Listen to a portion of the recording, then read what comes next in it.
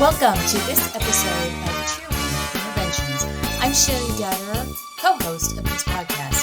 I don't know if you're aware, but Jonily hosts a free event on the first Saturday of every month where she talks to math teachers about problems to overcome math challenges.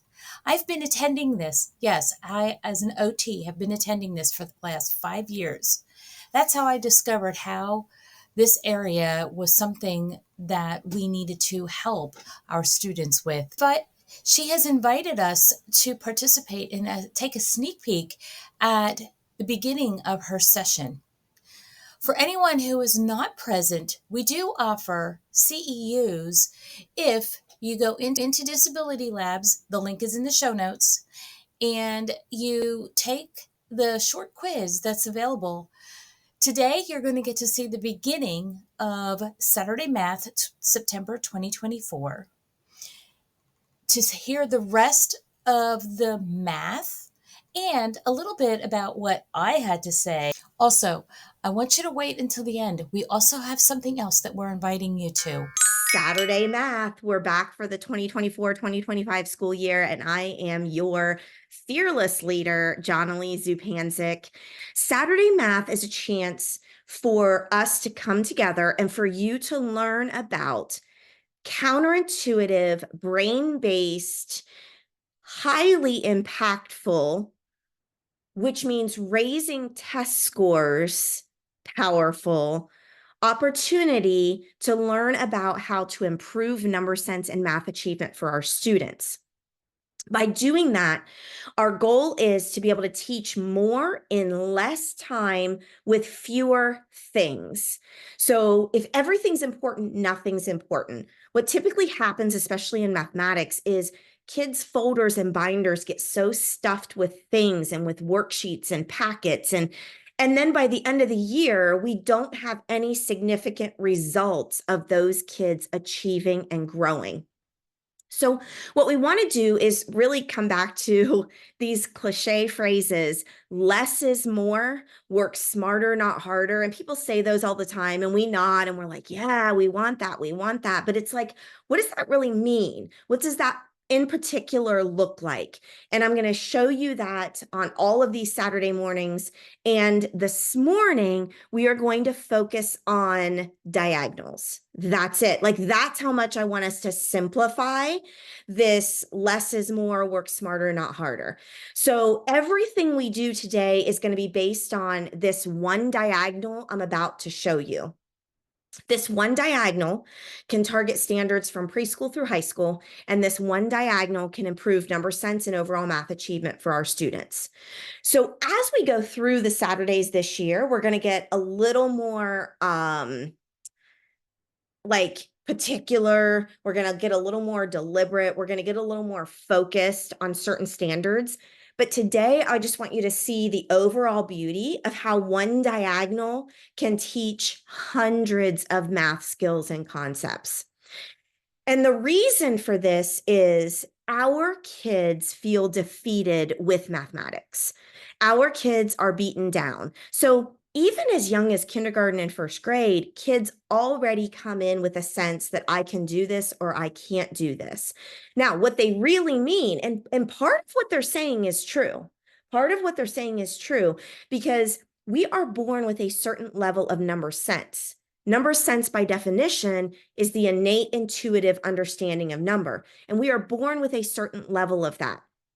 There's a good amount of research that says babies as young as 6 months old can see how large or small numbers are, and babies as young as 6 months old also already have deficits in their seeing of number.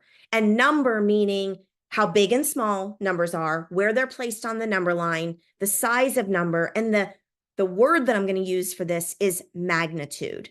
So even our kids in kindergarten, 5th grade, 9th grade, still have this innate intuitive sense, and it varies from person to person. Not everyone has the same level of sense. So when kids say, I can't do that, I can't see it, there is some truth to that. And what we want to do is, instead of coming back with, and I know this has kind of been some of the flavor in math professional development and, math on social media, instead of coming back and saying, oh, I can't do that yet. Okay, that kids are just annoyed by that sometimes. You know what I mean? Just in all honesty, I know our intentions are good. I know our intentions are good. Or we come back and we're like, we've got to have a growth mindset. Okay, if you have a mental disorder, let's say you've got depression, you've got anxiety, or you're just, people don't call this a mental disorder, but if you are a type A, whatever, that's somewhat of a mental disorder, because we're often annoyed by what some of the people say, because we're like, look, we just don't operate that way. So you're saying these great things and we get it, but that doesn't help me. Do you see? So when we come back with those positive things, I'm not saying don't come back with positive things, but when we come back those positive things, sometimes the kids just see right through that. So we have to be really cautious in how we're massaging this climate and culture in our classrooms and in our intervention sessions.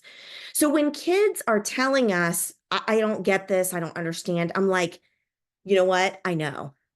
I know.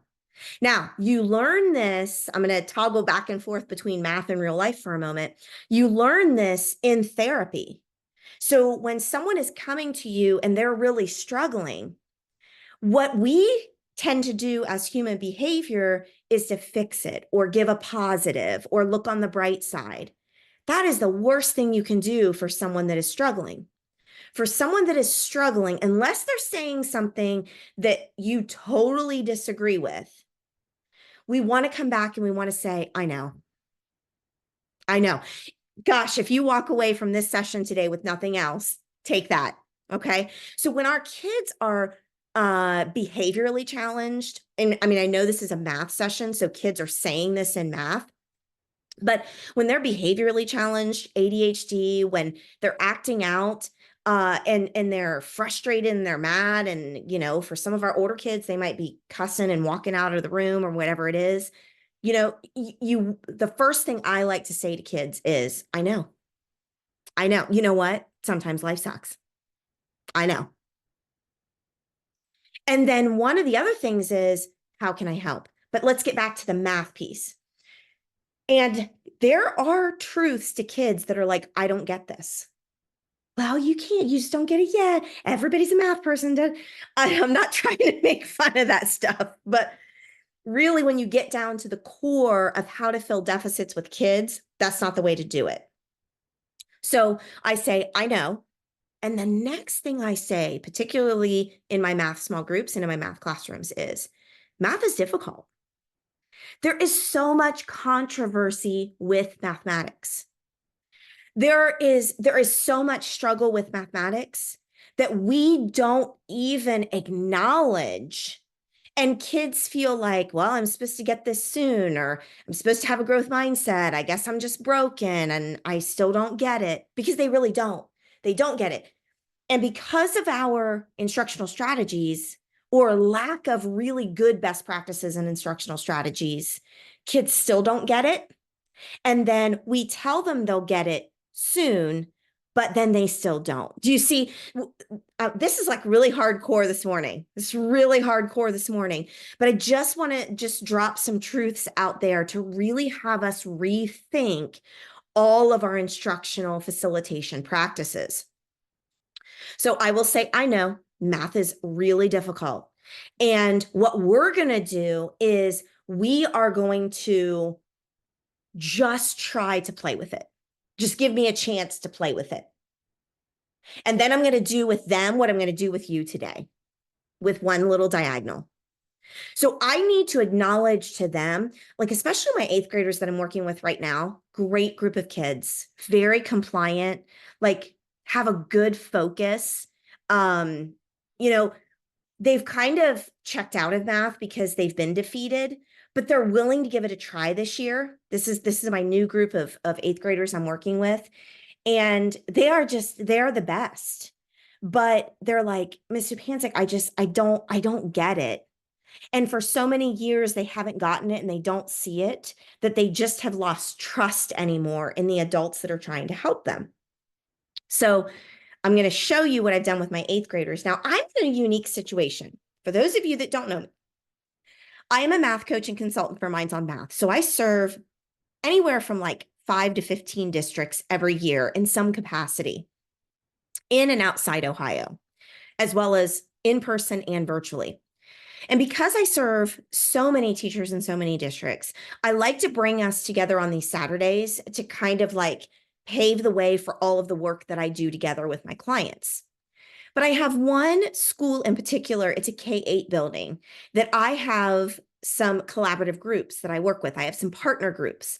And this year I am heavily invested, and I've been in the classrooms every single day of these grade levels. So I'm highly invested and have all of the resources and connection to standards for these grade levels. And that is grade 2, grade 3, grade 4, grade 5, grade 7, grade 8. So I've got 6 classes a day right now that I teach to. And when I teach to each of those 6 classes, I use the same stimulus and task with every single class, and then facilitate it to match the math standards of that grade level. And you're going to see a glimpse of that today. And I think it's important, if you've never been to a Saturday math before, that I share with you all this background information, because what I'm going to do today is going to be very different than we typically deliver mathematics to our kids. Now, I'm going to tell you, I have 3, and I think this is important too, especially for those of you that are regulars that may not have heard this story, or maybe it's been too long. I say this because this isn't all just fun and games. There are 3 particular pretty significant research results that I've gotten in the past 20 years.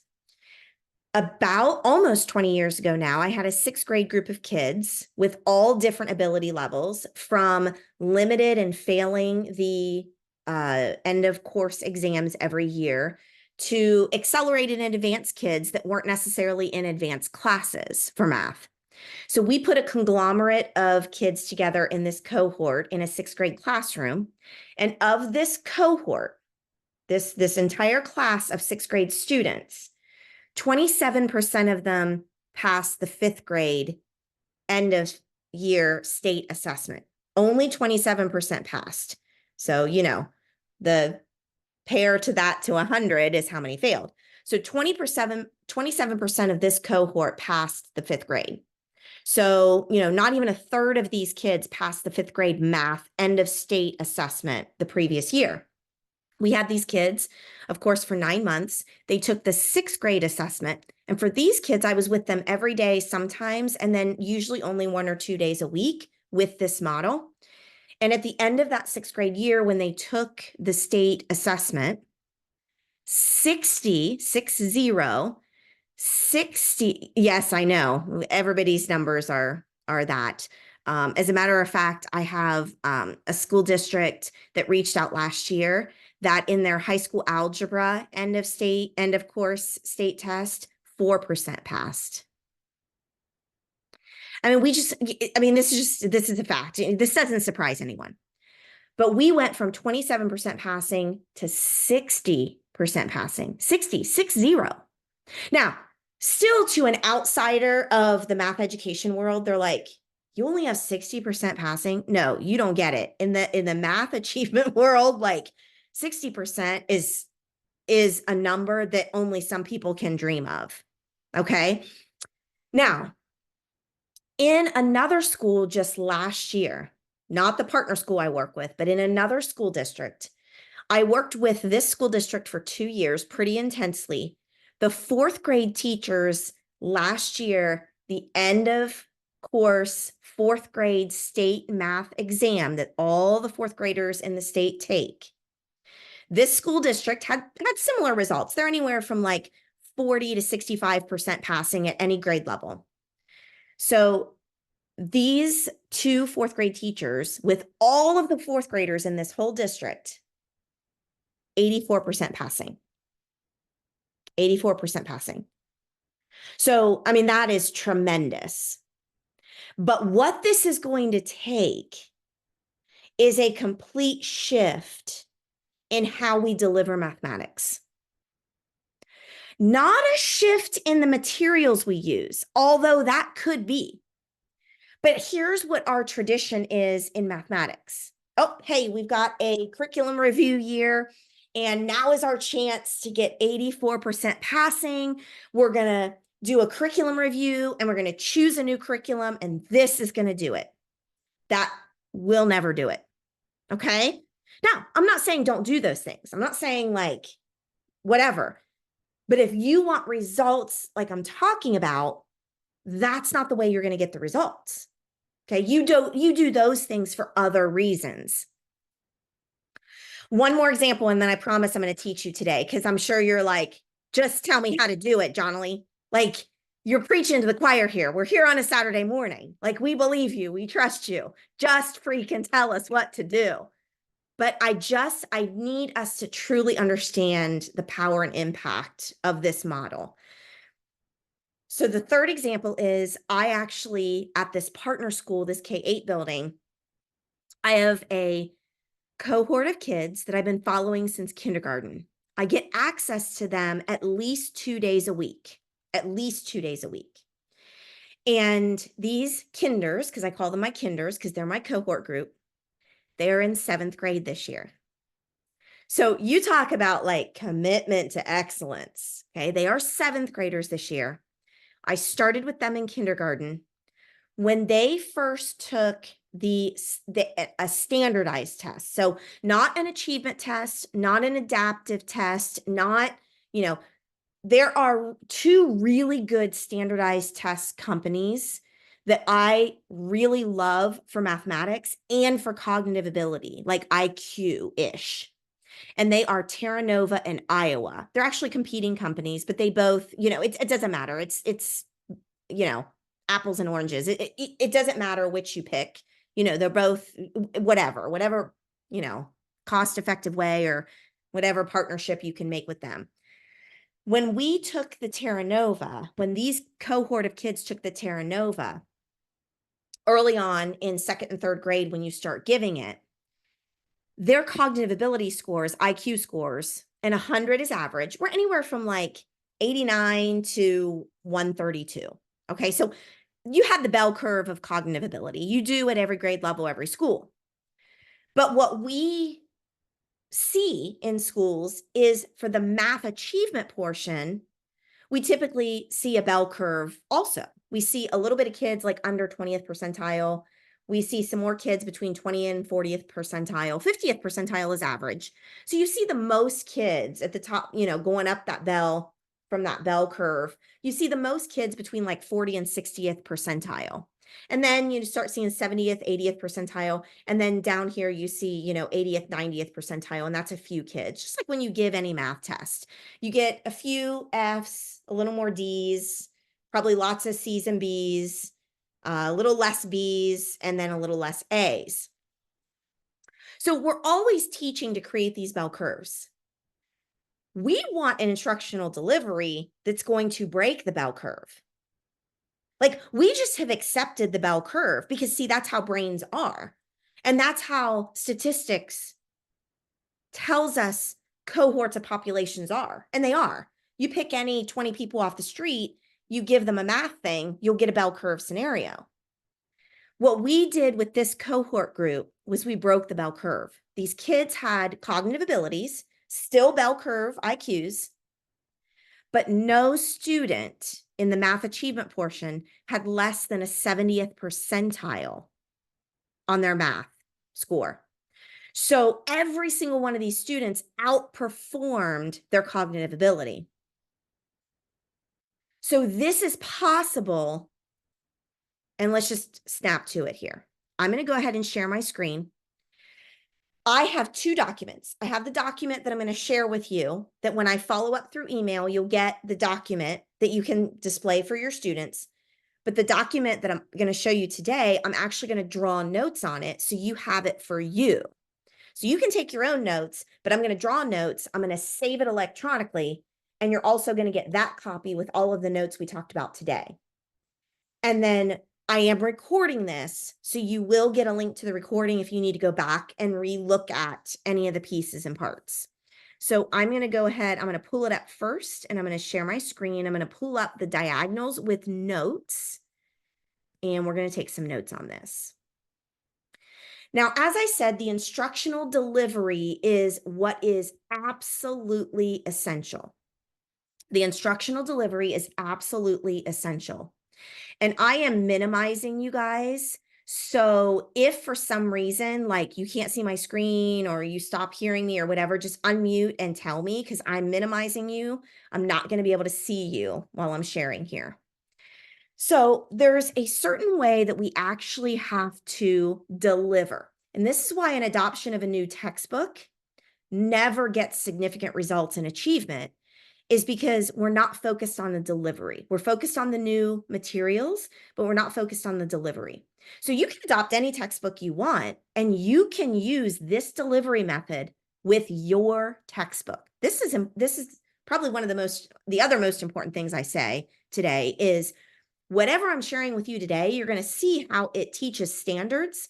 You'll find things like this in your textbooks. The key to achieving high success is the delivery, how we facilitate it. Just like I talked about at the beginning, when we use some of those cliche things, kids kind of just get annoyed by that. So we need a better delivery system that really tells kids, no, this year is going to be different. Trust me. So how do I deliver this? You all see this diagonal, and I've put the delivery phrase here. These are my favorite 3 words, other than I love you. Tell me about. So I show kids a diagonal and I say, tell me about. Now, this comes back to when I said, kids are defeated.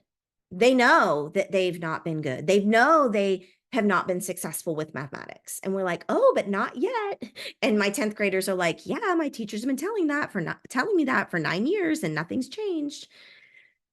So instead of saying, we're not good yet, or growth mindset, what I do to tell them that this year is different, and to tell them that they have good thinking and reasoning, and to celebrate that, and to increase their confidence, here's what I do. I say, tell me about this diagonal. See, I'm not going to lecture them on the fact that, I am going to acknowledge, yeah, you guys, because by 8th grade, these kids are in the non-advanced math class. So we're telling them, oh, everybody's a math person, everybody can, but yet you weren't good enough to be in the advanced class for math. See, we're really contradicting what we say in the climate that we're building in schools. So I'm going to tell kids, look, you're not in the advanced math class. Now, this is not how I'm talking to 1st graders, okay? I'm talking about these kids that come with a lot of baggage, these secondary level kids, even 4th and 5th grade. Look, you know what? I know you struggle. You're not in the advanced math class, and there's a reason why. And it's because, not to anybody's fault, but the way that math has been delivered to you has not allowed it to open up your brain to access the information. So I'm going to try lots of different things with you this year until we get a just right approach that your brain is going to be able to connect with it. And the only way I can do that is to know what you're thinking. So to get everybody thinking, I use the phrase, tell me about. Now, I don't necessarily tell this to my kids because it's too much lecturing, but I'm telling this to you as teachers. The reason I do this is because we open up the access for everybody. Because I'm not asking for an answer, because I'm not asking them to solve something, because I'm not pigeonholing them into a skill set. I'm just asking them, tell me about this diagonal, anything you know. What it does is it levels the playing field. It allows access to all ability levels, the most gifted and the most struggling at the same time. So I can put every ability level of kid in the same classroom. I don't even necessarily have to have an advanced class. And I can differentiate with this model, with this one lesson. I don't even have to create 7 lessons. So I can say, tell me about this diagonal. Gaining student perspective is so essential. In Daniel Pink's book, Drive, which is all about human behavior and what drives us, it's really about motivation. He said that there are a few important factors for motivation. Number one is a sense of belonging. The way that I create a sense of belonging in my classroom, specifically with math content, is through this model. I actually say, without maybe saying it, I care what you think. I care about your perspective. You belong here, and what your brain is doing matters. And the way that I do that is I say to my students, you know what, guys, tell me about this diagonal. Tell me about this diagonal. Anything you want. Now, when you first start doing this, it's going to be awkward for kids. But in just a few short days, literally like 3 days of doing this, they're going to be like, this is amazing. And I trust you. Like, they're not going to say that in those words. They're still going to roll their eyes because that's just a teenage habit. But they are going to be like, I trust you and I'm willing to engage because you care what I think. I belong. So see, these things are absolutely important no matter what textbook or curriculum resources we use, no matter what, it's all in the delivery. That's the point. So gaining student perspective is the first thing we should do every single day to jumpstart our lessons. Tell me about. Now, you could get something from your textbook. You could get an equation, or you could get a fraction or a number or a picture or whatever. Take a picture of something in your textbook. Remove all of the questions, remove all of the narrative, remove all of the stuff that forces answer getting and solving, and just put whatever symbol or image is there, just like my diagonal. And you'll say, tell me about this equation. Don't want you to solve it. I just tell me about this equation. Tell me what. Now, here's some other prompts. Tell me what you see. What do you notice? Now, the next thing that I can ask, and I don't always ask. So for those of you that were brand new today, welcome. I hope we see you on other Saturday sessions. The best way to get triggered knowing when the registration is up, because after today, I'll put the registration up for October. I only put the registration up in Eventbrite 1 month at a time in order to not miss it, to be guaranteed to not miss it and not rely on me to remember you. I juggle a lot. I got a lot of plates spinning. Go to Eventbrite and follow Minds on Math. And then you'll get an email. Hey, there's a new event. Hey, there's a new event. Hey, there's a new event. So do that. That would be the number one action. Also, if you are new or even returning and you're not already registered for Tier 1 interventions, get on that train and get your friends and get involved. And we launch September 21st, 2 weeks from today. So got to do that. The next thing I want to say is if you follow Minds on Math on Eventbrite, we've got another free training just like this that we're going to do once a month. This is brand new. Krista, Amy, Nicole, Laura, those of you that are returning, those of you that have been here, Kirk, those of you that have been here before, we're adding another free monthly session that is going to be mathematics based, but it's going to target more of the adaptations. I mentioned the adaptations today. Cheri mentioned in the comments some of the adaptations, but it's going to be mathematically based. So we're going to teach a math concept, but it's going to be much more of Cheri sharing the adaptations for that concept. So if you have kids that struggle with fine motor, you have kids that struggle with visual perception, you have kids that struggle with ADHD, you have kids that struggle with some of those non-academic things, the session every month is called Impact. It will always be on a Wednesday at 7 p.m. Eastern. Eventbrite already has the registration up. You can, right now, go to Eventbrite, search Minds on Math, and you can register for that session. And we are going to extend the diagonal And we are going to expand on how to adapt that for students with and without disabilities, but looking at it from the what makes a diagonal a diagonal. Beautiful. And why, when Cheri put in the comments before, diagonals are the most difficult, like in letter formation. Okay. So we're going to add all of those pieces in and extend on the content from whatever the Saturday was. And we're going to share all of the adaptive strategies for kids. So this is up level for us. This is really up level. And we're bringing it to you once a month. And it's going to be on a Wednesday. And we hope to see you for that.